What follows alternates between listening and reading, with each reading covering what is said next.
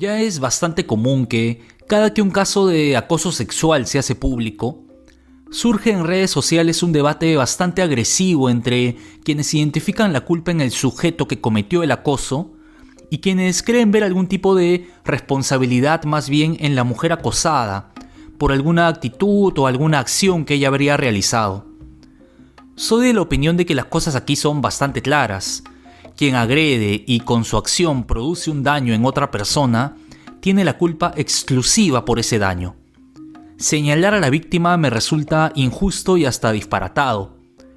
Pero lo que no me queda tan claro es exactamente por qué tengo esa opinión, o cómo puedo racionalizarla y construir una reflexión más o menos detallada que la justifique. Y creo que tal vez pueda comprender mejor este asunto si es que intento darle más claridad a cómo es que deberíamos usar conceptos como los de responsabilidad y libertad cuando hablamos del acoso sexual. Probablemente la opinión más repetida por quienes encuentran algún tipo de culpa en las mujeres acosadas sea esta que dice que si las mujeres ya saben del peligro, entonces ¿para qué se exponen? O sea, según entiendo, quieren decir que ya es conocido que los acosadores existen y que están siempre allí, a la espera de sus víctimas. Por ello, las mujeres tendrían que tomar las medidas necesarias para evitar exponerse al acoso. Y si no lo hacen, si no son precavidas, pues entonces tienen culpa. Por ejemplo, se insinúa que las mujeres tendrían que vestir de ciertas maneras, o que recatar mejor sus comportamientos, o evitar interactuar con ciertas personas, o no colgar fotos públicas en redes sociales, o bloquear a gente que parece peligrosa, etc. El presupuesto básico consistiría aquí en que cuando ya tienes conocimiento previo de un problema, entonces tienes que hacerte cargo de que ese problema no te afecte. Realmente no creo ser muy ingenuo si digo que esta es una idea que parece tener cierta lógica y no es muy fácil ver por dónde falla. Veamos algunos ejemplos no vinculados al acoso, a ver si efectivamente funcionan. Si ya sé que es dañino comer mucho chocolate, entonces es mi responsabilidad evitar comer mucho chocolate. O si ya sé que en invierno hace frío, entonces es mi responsabilidad abrigarme para no enfermarme.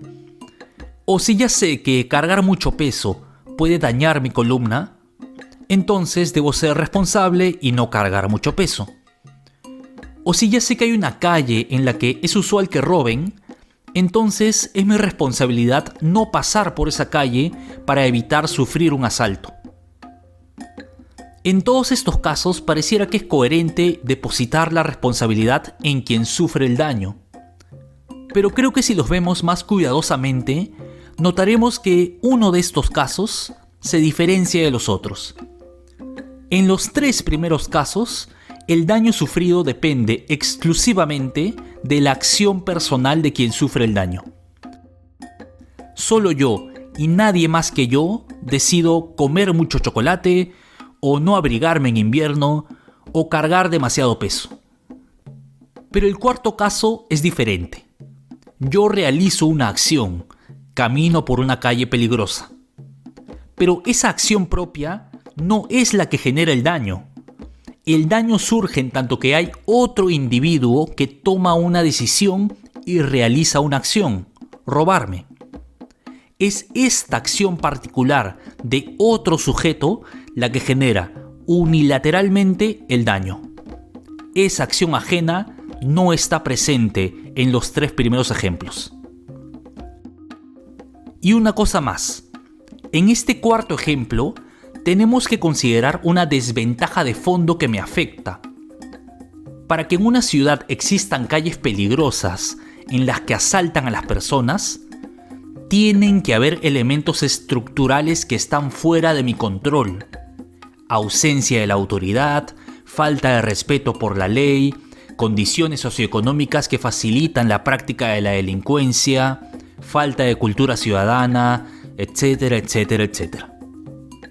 Lo que genera el daño no es mi acción de caminar por la calle peligrosa, sino la acción del delincuente. Y esa acción está enmarcada en un escenario estructural con múltiples variantes. Lo mismo ocurre con el problema del acoso sexual. Culpar a la mujer es olvidar no solamente que la agresión ha sido posible exclusivamente por la acción de otro sujeto, sino además olvidar que existe un contexto de prejuicios sexistas y misóginos que facilitan la posibilidad del acoso contra las mujeres. No es que la mujer se exponga al acoso, sino que ella es expuesta por ese contexto misógino que la sociedad construye y alimenta día tras día.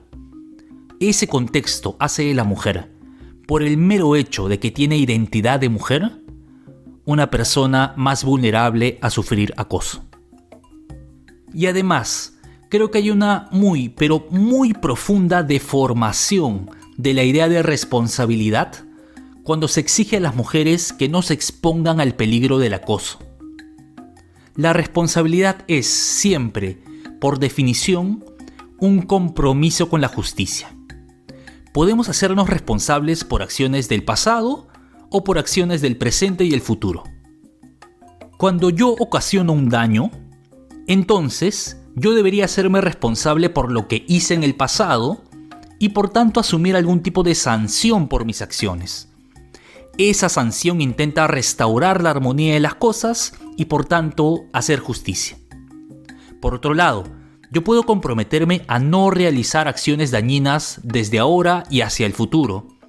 Es decir, me hago responsable de mi comportamiento y de actuar con justicia. Siempre, tanto por mis acciones pasadas como por mis acciones presentes y futuras, la responsabilidad es un compromiso con la justicia. Cuando se exige a la mujer que asuma su responsabilidad por prevenir y restringir sus comportamientos para que no sufra acoso, se está exigiendo que ella asuma un compromiso no con la justicia, sino con la supervivencia a una injusticia.